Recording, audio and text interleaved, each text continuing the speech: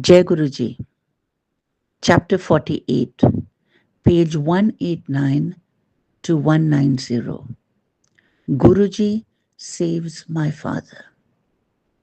A late night call from my sister 2 days before Holi in March 2006 summoned me to my father's bedside.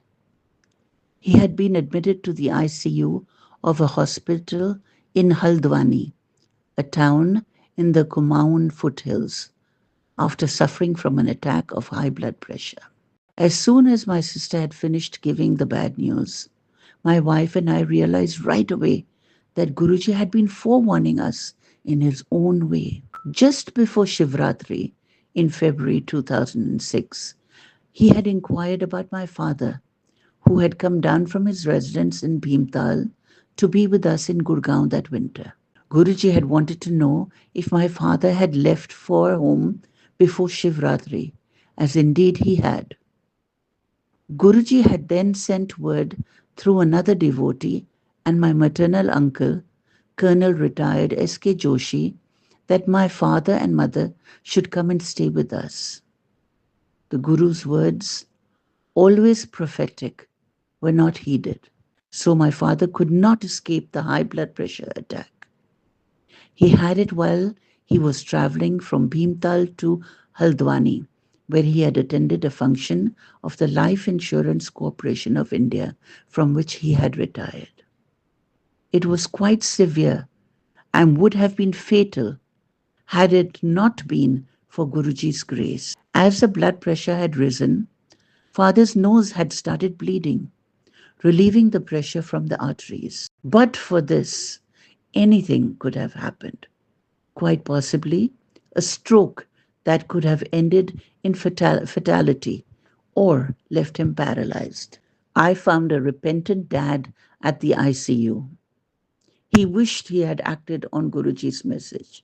But Guruji's grace saw to it that dad was back home after staying just a night in the ICU.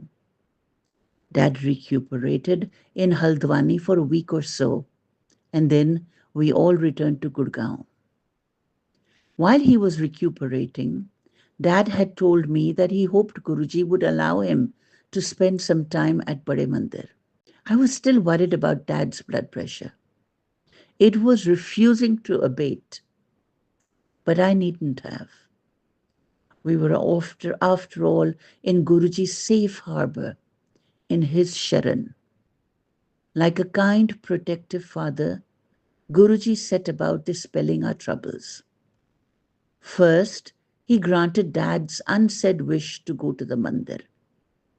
Then, my father was asked to bring a copper tumbler, which Guruji blessed, and he was told to drink water from it. Dad did as he was told.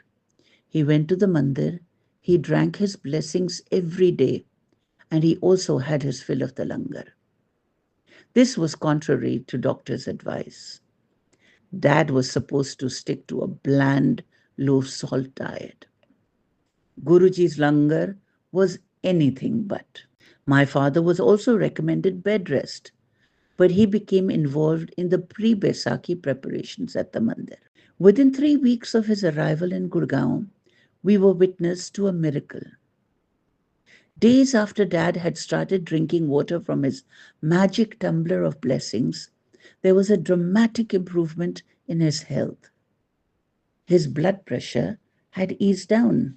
Not only did Guruji's blessings bring Dad's blood pressure down, they poured water on the doctor's dear prescriptions, presenting science once again with the challenge and mystery of faith. For my father, Guruji's blessings have proved to be a lifesaver. As for my wife and me, blessed with his many kindnesses and his love, it is difficult to express in words all that the heart feels.